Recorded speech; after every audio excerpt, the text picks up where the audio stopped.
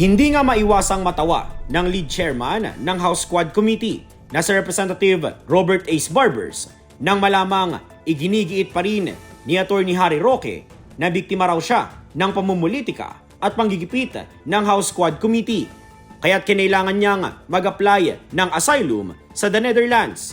Sabi ni Barbers, malinaw naman daw kasi na tumatakbo lang si Roque palayo sa kanyang mga pananagutan sa Pilipinas. Isa na nga riyan ang iniimbestigahan din ng CIDG na kasong qualified trafficking laban kay Roque dahil sa nakikitang pagkakadawit sa illegal pogo operations ng na-raid na Lucky South 99 at banat naman ni Barbers sa mga personal pa ring patutsada ni Roque.